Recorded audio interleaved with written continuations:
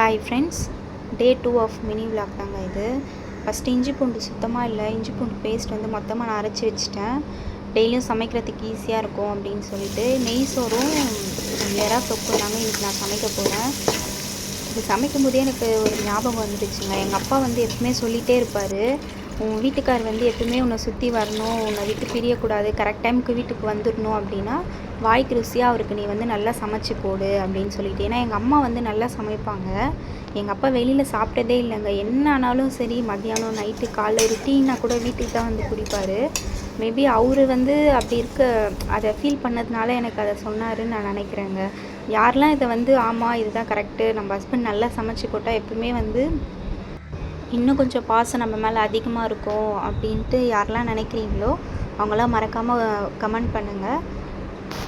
பாருங்கள், என் பையனை ஒரு அரை மணி நேரமாக தொட்டியில் போட்டு ஆட்டுறாங்க. இன்னும் கண்ணு மூடி